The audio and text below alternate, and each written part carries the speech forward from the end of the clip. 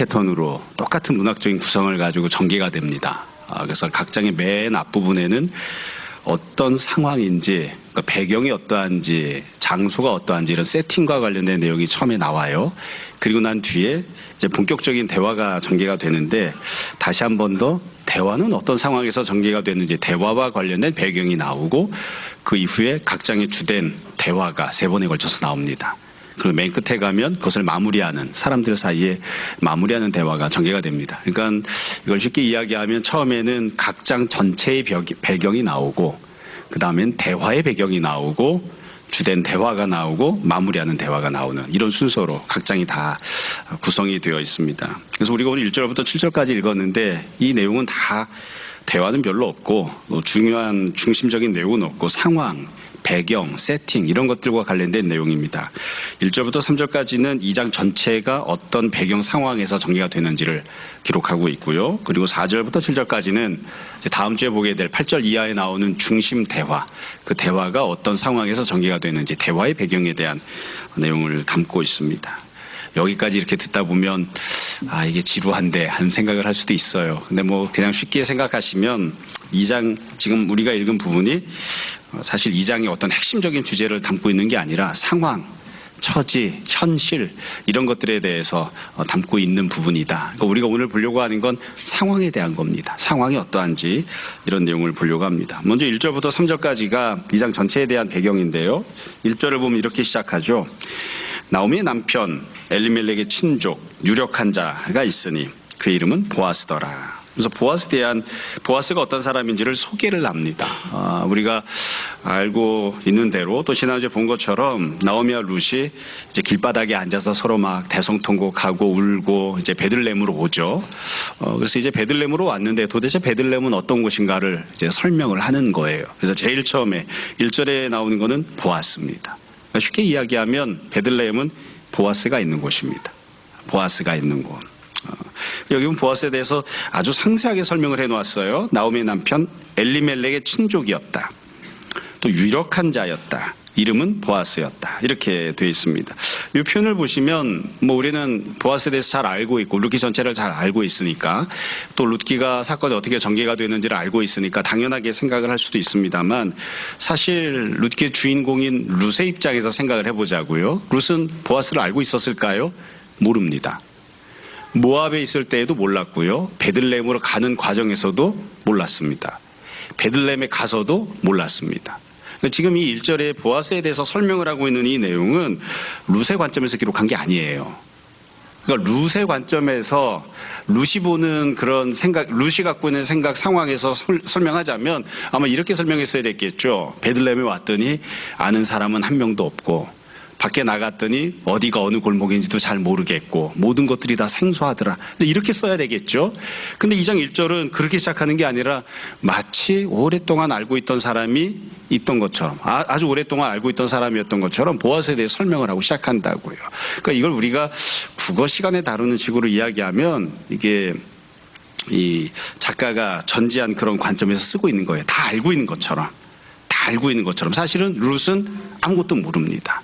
룻이 모르는 남자가 있는 거예요. 룻이 모르는 그런 상황으로 들어간 것이죠. 이건 이제 뒷부분에서도 굉장히 중요한 역할을 합니다. 그래서 앞으로도 무언가를 설명할 때는 룻이 보는 관점이 아니라 우리가 그냥 흔히 이야기하는 식으로 이야기하면 하나님이 보시는 관점에서 이야기를 해요. 그러니까 지금 룻은 무지한 상황, 아무것도 모르는 상황. 그렇기 때문에 당연히 아무것도 기대할 수 없는 상황에서 시작을 하지만 하나님 입장에서는 이미 거기 보아스가 있다. 이렇게 시작을 하는 거죠. 자, 2절과 3절을 보면 보아스에 대한 설명 이후에 또 다른 상황이 나옵니다. 2절, 3절은 쉽게 이야기하면 이제 룻이 밖에 나가서 이제 이삭 죽기를 할 건데 베들레헴에 도착한 나오미와 룻이 어떻게 먹고 살았는지, 어떻게 생계를 유지했는지, 나가서 어떤 일을 했는지 이제 이삭을 주러 나가던 내용이 나오는 거죠. 2절, 3절은 룻과 나오미가 서로 나눈 대화를 기록하고 있습니다. 2절에 보면 이렇게 돼 있어요. 모압 여인 룻이 나오미에게 이르되, 룻이 나오미에게 말을 하는 거예요. 며느리가 시어머니에게 이야기합니다. 제일 첫 마디가 뭐냐면 원하건대 이렇게 돼 있죠. 원하건대. 사실 이 히브리 성경은 이게 제일 처음에 나오진 않지만 의미를 놓고 보면 이게 제일 적절한 번역이 아닌가 싶습니다. 원하건대라는 말을 우리식으로 좀 부드럽게 바꿔서 번역하면 이렇게 이해하시면 됩니다. 참 이랬으면 좋겠습니다라는 거예요. 그러니까 지금 이제 일하러 나갈 거거든요. 근데 지금 밖에 어디로 나가야 될지, 뭐를 해야 될지 모르잖아요. 그러니까 며느리인 룻이 자기 시어머니에게 어머니 참 오늘 이런 일이 있었으면 좋겠습니다. 이렇게 이야기하는 거예요. 자기 바람을 이제 이야기를 하는 거죠. 그럼 뭘 바라느냐? 내가 이제 밭으로 갈 건데 그 뒤에 설명이 나오죠. 내가 누구에게 은혜를 입었으면 좋겠습니다. 그래서 그를 따라서 이삭을 잘 줍고 왔으면 좋겠습니다. 이게 자기 바람을 이야기합니다. 실제로 이렇게 이제 할 거죠. 여러분 이 표현을 보면 현실만 놓고 보면 굉장히 가슴 아픈 그런 내용들이에요. 여러분 이게 뭐 뒤에서도 좀 더 설명을 하겠습니다만 룻이 지금 어떠한 이야기를 하고 있는가? 시어머니에게 쉽게 이야기하면 이거죠. 내가 오늘 밖에 나가서 정당하게 무언가 대단한 노동을 하는 게 아니잖아요. 남이 흘린 이삭을 주워다가 먹고 살 거잖아요. 그러니까 내가 누군가가 흘리는 거 주워 먹을 수 있는, 조금 더 적극적으로 표현하면 빌어 먹을 수 있는 그런 은혜를 받을 수 있었으면 참 좋겠습니다. 그러니까 두 여자가 앉아서 그 생각을 하고 있는 거예요. 내가 무언가를 좀 주워다가 먹을 수 있었으면, 빌어 먹을 수 있었으면 그런 은혜를 받았으면 좋겠습니다. 소망하고 있는 은혜는 빌어 먹을 수 있는 은혜입니다. 주워 먹을 수 있는 은혜를 지금 소망하고 있는 거예요. 그게 있으면 얼마나 좋을까 이렇게 생각하는 겁니다. 이번에도 보면 룻이 똑같이 이야기해요. 근데 그런 은혜를 누가 나한테 줄까? 룻이 모릅니다. 지금도 몰라요. 그러니까 룻은 이 베들레헴에 보아스가 살고 있다는 것도 모르고, 자기가 누구의 밭에 갈지도 모르고, 과연 내가 빌어먹을 수 있을지 없을지도 모르고, 아무것도 모르는 그런 상황인 거죠. 그런 모습으로 지금 출발을 하는 거예요. 룻이 보면 하는 이야기가 나오죠. 이렇게 이야기를 해요. 2절 중간에 보시면 그를 따라서 이삭을 주겠습니다. 이렇게 이야기하는데, 사실 룻이 말하는 건 누군가가 이제 이삭을 추수를 하잖아요. 지금 보리 추수할 때니까. 그럼 그 추수하는 사람 뒤를 따라다니면서 이삭을 줍는 건데, 어떤 사람이 나에게 이것을 허락을 해주려는가, 이것을 이제 생각을 하는 겁니다. 그래서 사실 이 표현은 내가 원합니다, 원하건대 이렇게 되어 있지만, 사실은 이거는 기대, 소망 이런 걸 이야기한다기보다는 근심을 하고 있는 거죠. 과연 오늘 어디 가서 내가 뭘 좀 주워다 먹을 수 있을라나, 이렇게 근심하는 그런 모습을 보여줍니다. 자, 이렇게 이야기하니까 나오미가 이야기를 해요. 나오미가 그에게 이르되 내 따라 갈지어다 하매. 그래서 내 따라 갈지어다 이렇게 이야기합니다. 내 따라 갈지어다라는 것은 뭐 문자만 놓고 보면 허락이죠. 허락이지만 그러나 사실 그냥 그래 잘 다녀와라, 그렇게 이야기하는 겁니다. 이렇게 해서 룻과 나오미가 서로 대화를 하는, 지금 현재 처지가 어떤지를 잘 보여주는 그런 내용입니다. 여러분 이 본문을 보면 사실 길게 설명을 안 했어요. 간단하게 이렇게 대화만 기록을 해놓고 끝내버립니다. 근데 제가 이렇게 생각해 보면 룻이 이런 이야기를 하고 이제 밖으로 나갈 때, 이제 조금 있으면 나가잖아요. 여러분들이 한번 룻의 입장이 되었다고 생각을 해보세요. 룻의 마음이 어땠을까? 답답했을 것 같습니다. 이게 뭐 앞에 아무것도 안 보이잖아요. 얼마나 답답했을까. 그리고 지금 룻이 가면 룻은 땅 주인을 만나는 게 아니에요. 땅 주인으로부터 은혜를 받는 게 아닙니다. 추수하는 사람들, 그리고 그 뒤에 따라다니면서 이삭을 줍는 그런 사람들로부터 은혜를 받아야 되는 거죠. 예. 저도 이렇게 생각해 보니까 굉장히 유복하게 자란 편인지라, 뭐 어떤 분들은 보면 뭐 목사님 그렇지 않아 보인다 하는 분도 있지만, 제가 상당히 유복하게 큰 사람이거든요. 먹고 사는 걱정 없이 컸습니다. 예. 그 정도면 유복하게 컸죠. 근데 이렇게 어렸을 때 친구들을 놓고 보면, 친구들이 형편이 어려우면, 제 중학교, 고등학교 다닐 때 저희 모교의 친구들 중에는 신문을 돌리던 애들이 여럿 있었거든요. 요즘은 이제 그게 많이 없어졌죠. 그러니까 신문사에 가서 신문을 돌리러 간다고요. 그럼 애들이 다 처음에 무슨 생각을 하냐면, 중학교 1학년, 2학년 이런 애들이 신문 돌리러 가니까 새벽에 이제 4시나 4시 반에 신문지국에 가거든요. 갈 때 제일 처음에 걱정하는 게 뭐냐면, 지국장을 만나서 어떤 말을 할까? 그 걱정은 안 합니다. 지국장은 만날 일이 없어요. 그 밑에 신문 돌리는 일을 총괄하는 총무분이 계세요. 혹시 내가 하루 빠지면 대신 신문 돌려주고 이런 것도 총괄하는 총무분이 있는데, 제일 엄한 분은 총무고, 총무가 나를 좀 잘 봐줘야 될 텐데, 그리고 총무 밑에 이제 보면 신문 돌리는 사람 여럿 있잖아요. 선배 신문 돌리는 사람이 자기를 좀 잘 봐줘야, 그래야 이제 신문 돌리러 갈 수 있거든요. 그러니까 늘 고민을 한다고요. 아, 이번에 교회 형 따라서 이번에 조선일보, 동아일보 신문 돌리러 가는데 거기 있는 총무님이 나를 좀 잘 봐줬으면, 형이 이야기하는데 총무가 성격이 지랄 맞다던데 좀 나를 좀 잘 봐줬으면 좋을 텐데, 이런 생각하죠. 또 조금 그거보다 좀 낮게 알바를 했던 사람들은 고등학생쯤 올라가면 아파트 주차장에서 세차를 냈습니다.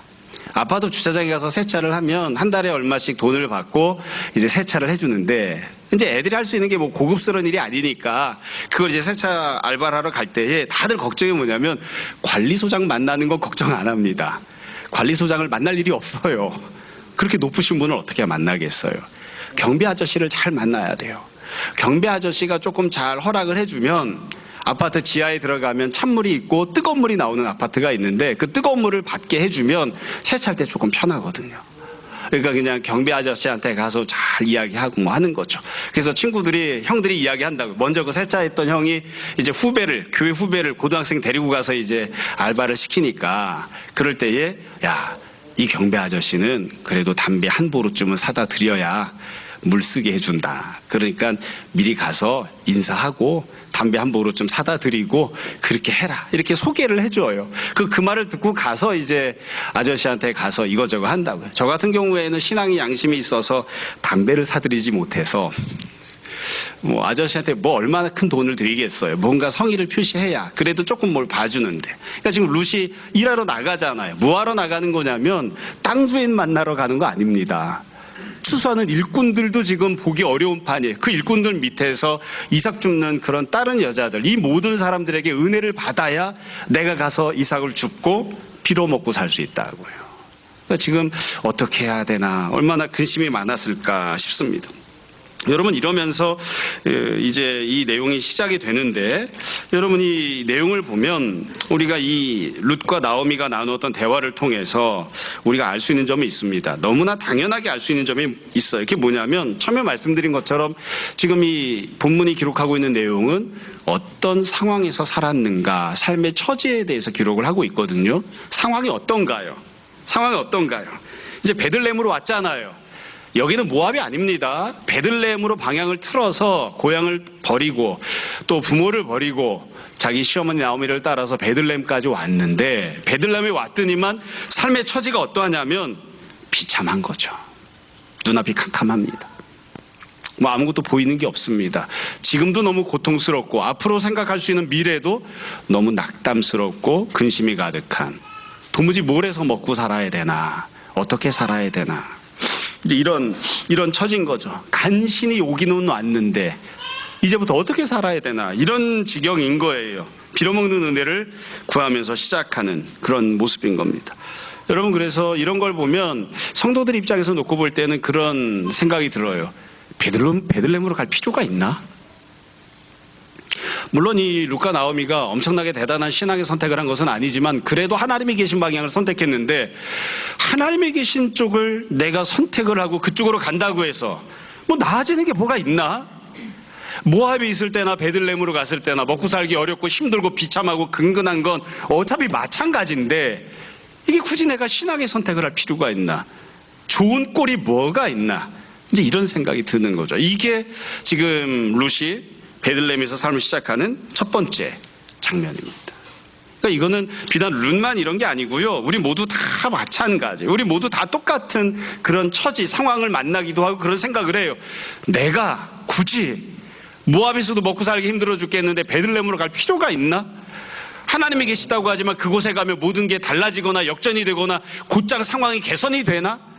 아무것도 바뀌는 게 없는데, 곧장 달라지는 게 없는데, 하나님이 살아계시다고 하시다면, 그렇다면 내가 베들레헴으로 가면 뭔가 조금이라도 달라지는 게 있어야 되고 눈꽃만큼이라도 좋아지는 게 있어야 되는데 아무것도 좋아지는 게 없잖아요. 갈 필요가 있나요? 근데 이렇게 시작하는 겁니다. 그러니까 룻이 베들레헴에 가면서 현실적인 고민들을 하는 거죠. 현실적인 상황을 만나는 거예요. 여기가 도대체 베들레헴이라는 것 말고 모압과 다른 점이 뭐가 있습니까? 길바닥에 퍼져 앉아 울던 것이나 베들레헴에 와서 시어머니랑 며느리 둘이 앉아서 오늘은 나가서 누구 밑에 가서 얻어먹고 빌어먹고 남이 흘린 거 버린 거 주워다 먹고 어떻게 하고 살 수 있을까, 이런 고민을 하고 있는, 이게 이제 룻이 처해 있던 상황인 거죠. 3절에 보면 실제로 룻이 나가는 내용이 나옵니다. 3절에 이렇게 되어 있습니다. 룻이 가서 베는 자를 따라, 이제 이삭을 이제 베는 추수하는 사람들이죠.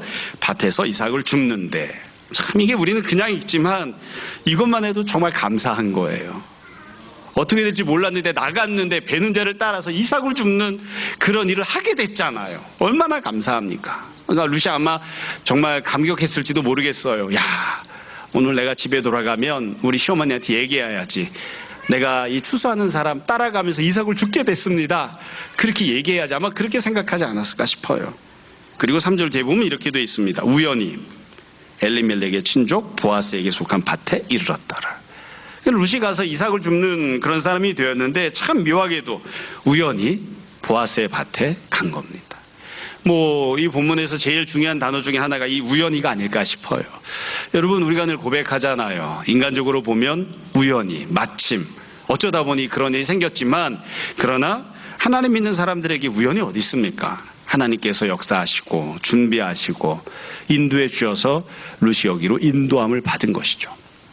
그래서 룻이 자기가 원했던 그 은혜를 받는 그런 모습을 보게 됩니다. 이제 나가서 이삭을 줍는 그런 사람이 된 거예요. 이 부분에서 한 가지만 말씀드리고 뒷부분 4절부터 7절까지 배경을 다시 더 살펴보려고 합니다. 여러분, 사람마다 조금씩 생각이 다르겠습니다만 1절부터 3절까지를 보면 이 본문에 지금 말씀드린 것처럼 룻이 생각하지도 못했는데, 룻은 지금 자기가 간 곳이 보아스의 밭이라는 것을 모릅니다. 보아스가 어떤 사람인지 그것도 모릅니다. 그러니까 그냥 가서 이삭을 줍고 있는 거예요. 우연히 거기를 간 거예요. 근데 이것도 하나님이 귀한 은혜죠. 근데 제가 개인적으로 생각할 때는 이런 부분을 볼 때마다 늘 그런 생각이 듭니다. 이건 하나님이 은혜를 베푸신 것이 분명 맞기는 하지만 가장 아름다운 모습은 아니에요. 이거보다 더 좋은 모습이 있습니다. 그건 뭘까요? 나오미가 먼저 베들레헴에 나가서 이것저것 알아보고 자기 며느리에게, 야, 우리가 비록 빌어먹는 은혜를 구해야 되지만 이삭 죽기라고 그렇게 먹고 살아야 되지만 이 베들레헴에도 마음 선한 사람이 있더라.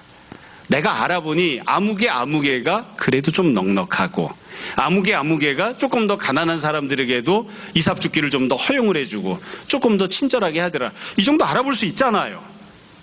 정말 못 알아보는 일인가요? 제가 무언가를 이렇게 하다 보면 종종 그래요.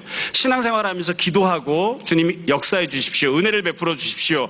그래서 내가 아무것도 선택하거나 알아볼 수 있는 게 없어서 그냥 무작정 가면서 주님께서 먼저 준비해 주시기를 기대하고 은혜를 구하는 때들이 있어요. 그럴 때 주님이 역사하시는 경우들이 있습니다. 그러나 사실은 조금 더 부지런하게 미리 조금 알아보면 무엇이 주님의 뜻이고 누가 준비가 되어 있고 어디로 가야 하는지를 얼마든지 알아볼 수가 있어요. 얼마든지 알아보고 갈 수 있는데, 또 누군가로부터 조언을 들을 수 있는데 그것 없이 막무가내로 무작정 그냥 가는 거예요. 그래서 이거는 상황만 놓고 보면 그래서 가장 비참한 거죠. 사실은 누군가가 알려주는 사람이 있었으면 얼마나 좋았겠습니까? 그냥 우연히 가는 게 아니라 누군가가 나오미를 찾아와서 이렇게 힘드신데 어떻게 먹고 살 건가요? 우리 이삭 죽으러 가야 됩니다. 그랬을 때 누군가가, 그래요? 그러면 이 동네에서는 그래도 보아스가 이 농사 짓는 그 땅으로 가는 게 제일 좋습니다. 거기로 가보세요. 누가 이렇게 얘기를 해줬으면 훨씬 더 좋았을 수 있잖아요. 근데 그렇지가 못합니다. 삶을 살면서 이렇게 뒤돌아놓고 보면 저도 아는 게 없어서 막무가내로 그냥 했던 경우들이 많이 있거든요. 근데 시간이 지나고 나서 보면, 야, 조금만 누가 나를 인도해 주었더라면, 조금만 누가 나를 지도해 주었더라면, 조금만 누가 나에게 정보를 주었더라면 그랬으면 얼마나 좋았을까. 이게 조금 약간 곁길로 나간 것이기는 하지만 제가 99년도에 교회를 개척했습니다. 뭘 알고 했겠습니까? 우리 나이로 29살에 교회를 개척을 했는데 아는 게 없는 거예요. 그래서 어디다 교회를 개척해야 되나 그냥 막무가내로 기도하고 벼룩시장 보고 어디 장소가 싼 데가 비어있는 데가 있다. 그래서 그냥 낙성대로 왔다가 제가 봤던 곳은 좀 아무래도 얻기 어려울 것 같아서 플랜카드 걸려있는 임대라고 써있는 지하에 제가 찾아가서 보고 그냥 예배당을 얻었단 말이에요. 근데 제 주변에 부모님이 목회하시는 경우를 보니까 저처럼 이렇게 개척을 하는 경우는 없더라고요. 그래도 부모님이 한두 마디라도 해주세요. 한두 마디라도 알려줘요.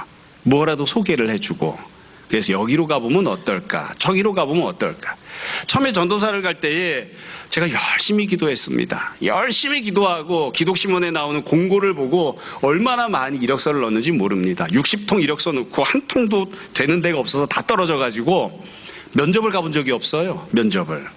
근데 신학교 이렇게 주변에 보니까 부모님이 목사님이거나 그래도 장로님이거나 이런 사람들은 보니까 아름아름으로 이렇게 연락을 하더라고요. 연락을 해서 여기도 소개받고 저기도 소개받고 하더라고요.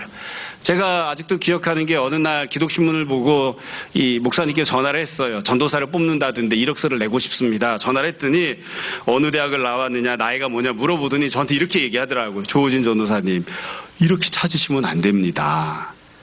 당신은 우리 교회 같은데 올 사람이 아닙니다. 그러더라고요. 그래서 제가 그랬다고요. 부처만 주시면 가서 열심히 하겠습니다. 뭐 여기저기 가릴 데가 아니고 갈 데가 없습니다. 그랬거든요. 그랬더니 그분이 또 나름대로 이것저것을 막 찾아서 저에게 알려주셨어요. 근데 물론 제가 거기를 가지는 않았지만 나중에 다른 곳을 가게 됐지만, 그래서 제가 이 1절부터 3절을 보면 마음 한편이 막 답답해요. 이렇게 먹고 살기가 어렵고 이렇게 힘들고 이렇게 그냥 눈앞이 캄캄한데 도와주는 사람도 한 놈도 없네. 무언가를 알려주는 사람도 한 놈도 없네. 가서 뭔가 좀 물어보고 상담할 사람도 한 놈도 없는 거예요. 이게 다 죽으라는 거지, 이건. 참 답답합니다. 그래서 할 수 있으면 어려움에 처한 사람, 갈 길이 무엇인지 모르는 사람에게 먼저 좀 가서 소개를 해주고 이야기도 해주고 권면도 해주고, 가능하면 전화 몇 통이라도 돌려서 좀 이렇게 했으면 좋겠다, 이렇게 좀 뭔가를 좀 일을 해주고 이렇게 했어야 되지 않을까. 그런 모습이 있었으면 얼마나 좋았을까 하는 아쉬움이 있습니다. 그 뒤로 넘어갈게요. 자, 오늘 본문의 마지막 부분입니다. 4절부터 7절까지는 다음 주에 보게 될 이 내용, 이 보아스와 룻사의 대화가 3번에 걸쳐서 나오게 되는데 그 대화가 어떤 상황에서 전개가 되는지 그 배경 상황에 대해서 기록하고 있습니다. 이것도 마찬가지로 그러니까 상황과 처지에 대한 내용이에요. 4절에 보시면 이 보아스가 하는 첫 번째 대화가 나옵니다. 4절 이렇게 시작하죠. 마침. 앞부분에 보면 우연히 이렇게 되어 있었는데 지금은 마침이에요. 마침. 이것도 우연이죠. 보아스가 베들레헴으로부터 옵니다. 보아스가 왔어요. 그리고 나서는 베는 자들에게, 그러니까 추수하는 자들에게 말을 합니다. 뭐라고 이야기하느냐? 이렇게 이야기해요. 여호와께서 너희와 함께 하시기를 원하노라. 여호와께서 너희와 함께 하시기를 원하노라. 이렇게 이야기하니까 이 추수하던 사람들이 대답해요. 그들이 대답하되 여호와께서 당신에게 복 주시기를 원하나이다. 이렇게 대답을 합니다. 이게 첫 번째 대화예요. 여러분, 이 내용을 보면 우리가 잘 생각해야 될 점이 몇 가지가 있는데 제일 중요한 점은 무엇이냐면 이 내용은 보아스와 추수하는 사람들 사이에 전개되는 대화지만 실제로는 룻이 듣고 있는 대화라는 점입니다. 지금 룻이 어디 있을까요? 장면을 한번 생각해 보세요. 보아스가 있죠. 추수하는 사람들이 쭈루룩 있죠. 그 뒤에 이삭을 줍는 여자들이 쭉 있을 거란 말이에요. 그러니까 이 룻은 지금 장면에 등장하진 않지만 저 뒤쪽에 서서 귀를 쫑긋 세우고 듣고 있는 거예요. 무슨 얘기하고 있는지 간접적으로 듣고 있어요. 간접적으로. 이렇게 간접적으로 듣는 거 굉장히 중요합니다. 복음서에 보면 그런 유명한 장면 있잖아요. 몇 번 설교하고 말씀드렸습니다만 예수님이 배를 타고 제자들을 데리고 바다를 건너가는데 예수님이 주무시고 있는데 제자들이 이 배 때문에, 이 풍랑 때문에 배가 가라앉을 지경이 되니까 예수님을 깨우잖아요. 그러니까 예수님이 주무시다가 일어났습니다. 그리고 나서 풍랑을 향해서 예수님 말씀하시잖아요. 잠잠하라, 조용하라. 이게 누구들하고 하는 얘기예요? 풍랑에게 예수님이 말씀하시지만 사실은 바다는 인간의 언어를 사용하지 않아요. 그 이야기를 듣는 건 제자들이죠. 제자들이 예수님을 시끄럽게 깨우잖아요. 우리가 죽게 생겼는데 왜 이렇게 자빠져 자고 난리냐 이러고서는 막 걷어차고 있죠. 그러니까 예수님이 바다를 향해 말씀하시잖아요. 조용히 못해? 입 다물어. 이렇게 얘기하시잖아요. 제자들 들으라고 하시는 말씀이에요. 지금 이 보아스와 이 베는 자들 사이에 하는 이야기도 룻이 듣는 이야기입니다. 룻 들으라고 지금 이거 써놓은 거예요. 룻이 듣고 있는 거예요. 그런 점에서 생각해 보시면 이 대화는 굉장히 독특합니다. 여러분 아마 직장 생활 하시는 분들은 다 똑같이 생각하실 거예요. 내가 직장에 갔어요. 직장에 갔는데 내 상사가 나에게, 일을 하고 있는 나에게 여호와께서 너와 함께 하기를 원한다, 이런 인사말 하는 거 들어보신 적 있습니까? 저 못 들어봤습니다. 들었다는 사람도 본 적이 없어요. 혹은 직장 상사가 와서 네가 하는 모든 일이 다 잘 되었으면 좋겠다, 이렇게 이야기하는 걸 들어보신 적 있나요? 그렇게 이야기하는 사람은 거의 없습니다. 사실은 상식적으로 보자면, 우리 이게 좋은 말이니까 당연하게 생각하지만, 땅 갖고 있는 토지 주인이 왔습니다. 그리고 내가 봉급을 주고 일을 시키고 있는 노동자에게 이야기하는 거예요. 뭐라고 이야기해야 될까요? 뭐라고 이야기하는 게 상식적일까요? 일반적으로는 이렇게 이야기합니다. 내 곡식이다, 내 땅이다, 허투루 생각하지 말고 잘 거둬들여라, 뒤로 빼지 말고. 사실은 그게 일반적으로 하는 얘기죠. 여러분, 보아스가 그냥 일반적인 땅 주인이라고 생각하면 곡식을 베고 있는 일반적인 노동자들에게 뭐라고 이야기해야 마땅하냐면, 내 땅이니까, 내 소유니까, 내 곡식이니까, 지금 걷어들인 거 너희 것이 아니고 내 것이니까 잘 걷어들여라, 하나도 빼뜨리지 말고. 사실은 이렇게 말해야 맞다고요. 근데 보아스는 뭐라고 이야기를 하죠? 내 땅, 나, 내 소유, 내 곡식, 이런 말을 하지 않고 여호와께서 너희와 함께 하시기를, 너희가 복받기를 원한다, 이렇게 이야기한다. 굉장히 독특한 거예요. 여러분, 다시 말씀드립니다. 룻이 이야기를 듣는데, 룻이 지금 베들레헴에 왔잖아요. 베들레헴에 와서 듣고 있는 첫 번째 말이 이 내용입니다. 룻이 베들레헴에 와서 무슨 내용을 듣고 있을까요? 상황은 안 좋잖아요. 현실은 안 좋잖아요. 어떻게 먹고 살지 도무지 앞이 캄캄하게 보이지 않고 있는 상황이잖아요. 근데 룻이 베들레헴에 살고 있는 사람으로부터 지금 첫 얘기를 들어요. 어떤 얘기를 듣느냐? 비록 직접 듣는 것은 아니지만 간접적으로 뒤에서 고개를 숙이고 있으면서 인사하는 모습으로 듣고 있지만, 여호와께서 너와 함께 하기를 원한다, 이 이야기를 듣고 있는 거예요. 이게 베들레헴인 거예요. 하나님께서 너와 함께 하시기를. 그래서 이게 참 독특합니다. 뿐만 아니라 뒷부분에서 좀 더 설명할 기회가 있을지 모르겠습니다만, 이 보아스가 하고 있는 이 행동은, 이 행동 자체도 굉장히 중요한 특징을 갖고 있죠. 왜냐하면 구약을 보면, 레위기 말씀의 19장 23장을 보면 추수할 때에 어떻게 추수해야 하는지 명령이 있습니다. 그 명령이 뭐냐면, 너희가 밭에서 추수를 할 때에는 추수하다가 흘린 게 있으면 줍지 마라, 밭에 추수할 때 모퉁이까지 몽땅 다 추수하지 마라, 가난한 사람들이 그것을 주워 먹고 가난한 사람들이 그것을 가져갈 수 있게끔 배려해라, 이런 명령이 있어요. 그럼 그 명령이 과연 지켜졌을까? 지켜졌을까요? 보아스가 지금 그걸 지킵니다. 사사시대는 어떠한 시대냐면, 하나님을 섬기지 않던 시대였기 때문에 자기들 멋대로 자기 이익을 따라서 행동하던 시대였어요. 근데 보아스는 하나님이 명령하셨던 명령대로 순종을 한다고요. 그걸 지금 룻이 보고 있고, 그 순종 때문에 룻이 지금 떨어지는 곡식 이삭을 주워서 먹고 살 수 있게 된 거예요. 그러니까 지금 룻이 와서 어떠하냐? 현실은, 상황은 너무 비참하고 힘들고 어렵지만, 암울하지만 룻이 지금 듣습니다. 여호와께서 너와 함께 하시기를. 룻이 지금 보고 경험합니다. 하나님 말씀대로, 율법대로 순종하고 살아가는 사람을 보고 있는 거예요. 참, 그래서 이게 중요한 의미가 있는 것이죠. 그 뒤에 보면 두 번째 대화가 나옵니다. 보아스가 다시 한 번 더 이야기를 해요. 5절에 보면 보아스가 베는 자들을 거느린 사환에게 이르되, 이걸 보면 이제 계급이 딱 명확하게 나오죠. 땅 주인 보아스가 있고요, 그 밑에 사환이 있고요, 사환 밑에 베는 자들이 있고요, 베는 자들 밑에 이삭을 주워 먹는 여자들이 있는 겁니다. 이 중에 룻은 어디냐? 맨 끄트머리, 맨 꼴찌에 붙어 있는 사람이. 뭐라고 이야기했는가? 5절을 보세요. 이는 누구의 소녀냐? 참, 저는 이 표현을 읽으면서 여러 번 읽어봤어요. 이 여자는 누구의 소녀냐? 왜 제가 이걸 여러 번 읽어봤냐면, 이게 참 사람마다 좀 문화가 달라서 그렇긴 합니다만, 일반적으로 직장에 가서 허드렛이라는 여자에게 이런 표현을 잘 안 쓰기 때문입니다. 요즘은 그래도 많이 세상이 좋아졌죠. 조금 더 점잖게 정중하게 표현하지만 예전에는 안 그랬거든요. 지금 이게 3000년도 더 전이에요. 과거에 어떻게 표현했을까요? 자, 이 용서하고 들으세요. 일반적으로는 뭐라고 이야기하냐면 이렇게 이야기하죠. 저 옆에 애는 누구냐 이거죠. 저 옆에 애 누구냐 이렇게 이야기하죠. 나는 땅 주인이에요. 내 밑에 사환도 있고요, 사환 밑에 베는 자들도 있고요, 그 밑에 주워 먹고 사는 사람들이 있어요. 조금 더 젊은 여자를 향해서는 뭐라고 표현할까요? 여자애들이 있는 데서 너무 미안해 선재야. 저 계집은 뭐냐? 이렇게. 저 계집이 뭐야? 사실은 보통 이렇게 이야기하죠. 조금 정중하게 말한다는 사람은 이렇게 얘기할 거예요. 저 아줌마 뭐니? 이렇게 얘기하겠죠. 근데 보아스가 뭐라고 이야기해요? 누구의 소녀냐? 이렇게 표현해요. 굉장히 예쁘게 표현합니다. 보아스는 지금부터 시작해서 4장 끝날 때까지 룻을 향해서 한 번도 함부로 이야기하거나 함부로 대하는 때가 없습니다. 항상 예쁜 말을 써요. 항상 예쁜 말을. 저 소녀는 누구냐? 히브리어로는 나르입니다. 나르. 저 소녀, 저 나르는 누구냐? 이렇게 표현을 했어요.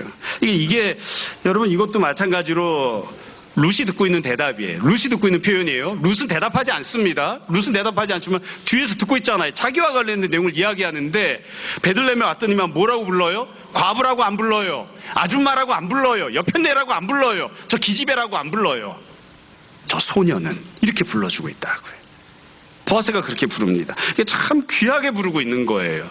그래서 보아스가 이 말하는 걸 보면 되게 특징적이죠. 그러니까 6절 배는 자를 거느린 사원이 대답을 합니다. 이는 나오미와 함께, 나오미 이름을 알고 있죠. 이 사원은 나오미를 알아요. 나오미 이름을 아는데 나오미와 함께 모압 지방에서 돌아온 모압 소녀입니다. 룻의 이름은 아나요? 룻의 이름을 몰라요. 이 사원은 룻이 누군지 몰라요. 이름을 몰라요. 나오미 이름은 알고 있지만 룻의 이름은 모르고 있다고요. 그래서 나오미와 함께 어디에서 온 사람? 모압 사람, 이방인이라고 대답하는 거예요. 모압 여자라고 이야기를 합니다. 다르게 이야기하면 당신이 굳이 관심을 갖거나 가까이 할 필요가 없는 여자, 이방 여자입니다 라고 이야기하는 거예요. 그런데 이 사원도 대답할 때 뭐라고 대답하냐면 모압 소녀라고 대답을 해요. 그래서 이게 그런 느낌이에요. 제 생각은 그렇습니다. 아마 이 사원이 처음에 부를 땐 그랬을 것 같아요. 아줌마 일로 오세요. 아줌마 저리 가세요. 이러다가 막상 보아스가 자기 상관이잖아요. 땅 주인인 보아스가 이 소녀가 누구냐 이렇게 물으니까 그 앞에서 저 아줌마 말이죠 이렇게 대답할 수가 없는 거죠. 그러니까 얼떨결에 보아스를 따라서 저 모압 소녀는, 그래서 이 부분도 뭐 확실하게 그렇다고 이야기하기 어려울 수 있지만 보아스가 룻에 대해서 갖고 있는 태도가 있기 때문에, 귀하게 여기는 말을 했기 때문에 사완도 어찌 보면 마지못해 태도를 바꿔서 룻을 향해서 귀하게 호칭을 하는 거예요. 여튼 이렇게 이야기를 하죠. 그래서 여러분 이렇게 부르면서 이제 이야기가 되는데 사완이 이제 대답을 합니다. 모압 소녀이고요. 7절 그의 말이 나로 베는 자를 따라 단사에서 이삭을 죽게 하소서, 그렇게 이야기를 해서 아침부터 와서 잠시 집에서 쉰 후에 지금까지 계속 하는 중입니다. 아침부터 지금까지 계속 일을 하고 있다, 그렇게 소개를 했습니다. 그러니까 이 사원이 보아스의 질문에 대해서 룻이 어떤 사람인지, 지금 무슨 일을 하고 있는지를 대답을 하고 있었던 거죠. 이렇게 해서 이제 룻이 누구인지를 보아스가 듣게 됩니다. 뒤에 가면 보아스가 룻에 대해서 이미 들었던 내용이 있습니다. 근데 이 사람인지 아닌지 그걸 확실히 알지는 못했던 것이니까. 그래서 룻이 이 내용을 뒤에 서가지고 듣는, 이제 이러면서 이제 오늘 본문은 상황은 여기까지로 끝이 나게 됩니다. 사실 뭐 그냥 한번 쭉 읽으면 다 알 수 있는 내용을 조금 더 상세하게 말씀을 드렸습니다. 그래서 4절부터 7절까지를 보면 룻이 비록 간접적으로 듣기는 하지만 베들레헴에 와서 듣는 말이 있는 거죠. 보아스를 통해서 말을 듣습니다. 하나님이 너와 함께하기를 원한다. 그리고 이 룻을 향해서 그냥 아무렇게나 함부로 대하지 않고 저 모압 소녀는 하고 부드럽게 친절하게 대하는 것을 이제 룻이 경험을 합니다. 자, 오늘 말씀과 관련해서 몇 가지 말씀 정돈하고 오늘 말씀을 마무리하려고 합니다. 뭐 오전에 이 처음에 말씀드린 것처럼 오늘 설교는 조금 짧게, 다음 주엔 조금 길게. 오늘은 상황과 관련된 내용이니까요. 주제는 아주 간단합니다. 상황입니다. 현실, 처지, 배경, 이게 이 본문이 담고 있는 내용이니까요. 상황이 어떠하죠? 모압과 별반 다를 것이 없습니다. 베들레헴으로 왔지만 모압과 별반 다를 것이 없습니다. 이게 오늘 본문의 핵심 주제입니다. 현실이 달라진 게 없는 거예요. 하나님이 계신 곳으로 왔지만, 신앙의 선택을 했지만, 그러나 달라지는 현실이 없는, 여전히 암흑 같은, 앞이 보이지 않은 그런 상황을 만나고 있습니다. 두 번째로 룻은 아무것도 모릅니다. 본문을 보면 반복해서 등장하잖아요. 우연히, 마침.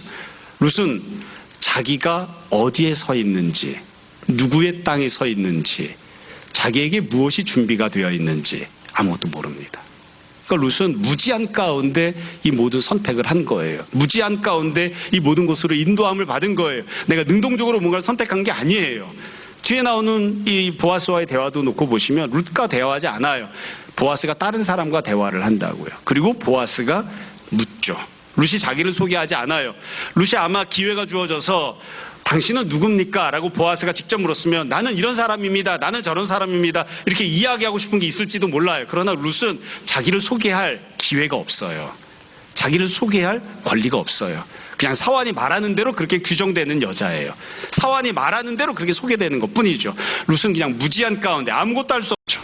세 번째로, 그래서 우리가 제일 중요하게 생각하는 건 무엇인가? 이겁니다. 우리가 다 알고 있는 것처럼 현실만 놓고 보면 아무것도 바뀐 게 없는 것처럼 보이지만 그러나 이미 하나님이 역사하고 계십니다. 룻은 어디에 서 있나요? 나는 잘 몰랐는데, 내가 능동적으로 무언가를 준비하고 알아봐서 선택한 게 아닌데, 룻은 보아스의 밭에 서 있습니다. 룻은 보아스를 만납니다. 이게 하나님이 준비하신 거죠. 하나님이 역사하시는 거예요. 아직 상황이 바뀐 건 없지만 하나님이 이미 역사하고 계십니다. 여러분, 아주 쉽게 말씀을 드릴게요. 보아스는 누가 준비한 것인가요? 하나님이 준비하신 겁니다. 보아스의 땅은 누가 준비하신 건가요? 하나님이 준비하신 겁니다. 그 땅에 지금 보리 추수하게 된 것은 누가 준비하신 건가요? 하나님이 준비하신 겁니다. 그러니까 그 땅도 사람도 상황도 하나님이 준비하셨습니다. 언제 준비하셨을까요? 베들레헴은 언제부터 준비가 되어 있었을까요? 아주 오래전부터 준비가 되어 있었죠. 보아스는 언제부터 준비가 되어 있었을까요? 룻이 태어나기 전부터 보아스가 있었잖아요. 하나님께서 룻을 위해서 그 보아스를 만들어 놓고 준비하고 계셨잖아요. 그러니까 우리가 그냥 논리적으로만 이야기하자면 하나님께서는 지금 룻이 보아스를 만나는 것을 위해서 수십 년 전부터, 룻이 태어나기 전부터 준비해 두셨습니다. 이 상황은, 보리 추수는 적어도 보리를 심을 때부터는 준비가 되어야 되는 거잖아요. 오래전부터 준비가 된 거예요. 개인적으로 이야기할 때 그렇게 제가 이야기하곤 합니다. 뭐 다 아시겠지만 제 아내가 저보다 2살이 많습니다. 집에서 그래서 예전에 뭐 애들이 부부싸움 하면 아빠는 왜 누나한테 그래? 막 그래서 애들 엄마가 저보다 2살 많거든요. 주님께서는 제 아내를 언제부터 저를 위해 준비하셨을까요? 제가 태어나기 전부터 준비하신 거죠. 하나님은 언제부터 준비하셨는가? 아주 오래전부터 준비하셨습니다. 그러나 나는 그걸 모릅니다. 내가 여기로 인도받을 것을 하나님은 언제부터 준비하셨을까요? 아주 오래전부터 준비하신 거예요. 그러나 나는 모릅니다. 지금 내가 여기에 왜 서 있는지, 지금 내가 어떤 상황에 서 있는지, 지금 이것이 하나님의 역사심 가운데, 인도하심 가운데 어떤 순간인지 나는 잘 몰라요. 내가 모른다고 해서 하나님의 인도하심이 없는 것이라고 할 수 있는가? 그렇게 말할 수는 없습니다. 나는 잘 모르지만, 무지하지만, 때때로 그냥 이렇게 저렇게 이끌려가는 것처럼 보이지만, 그러나 뒤돌아 생각해 보면, 나중에 이제 시간이 지나고 나서 보면 하나님께서 그곳으로 인도하시고, 하나님이 그 사람을 만나게 하시고, 하나님이 그 상황을 겪게 하시고, 하나님이 준비하셨던 은혜를 누리게 하셨노라고 그렇게 고백하게 되는 때들이 있습니다. 아주 오래전부터 준비하신 거예요. 우리는 장로교니까 그렇게 고백하죠. 하나님이 우리를 언제 구원하기로 작정하셨나요? 내가 태어나기 전부터, 내가 만들어지기 전부터, 태초 이전부터 하나님이 나를 아시고 나를 사랑하시고 나를 구원하시고자 계획하셨다. 우리가 그렇게 고백하잖아요. 그렇죠? 우리가 태어나 보니 2000년 전에 예수님께서 이미 십자가를 지시고 우리를 구원하시고자 모든 보혈을 주셨습니다. 우리가 그 준비하신 하나님의 은혜를 받아 누리는 것입니다. 여러분, 삶을 살아가다가 왜 나는 베들레헴에 서 있는데도 이삭을 주워 먹는 신세로, 내일이 기약되지 않는 채로 무엇을 해야 할지 알 수 없는 암흑 같은 삶을, 아무런 변화가 없는 그런 삶을 살아야 하는가, 그렇게 낙담이 될 때에 이미 내가 하나님이 준비하신 은혜의 땅에 서 있음을 다시 한번 잘 생각하는, 주님께서 선하게 인도하실 것임을 신뢰하고 소망하는, 그리고 결국 주님 앞에서 간증을 하는 그런 삶을 우리가 누리게 되기를, 우리가 다 또한 그렇게 기도하기를 주님 이름으로 축원합니다. 잠시 기도하겠습니다.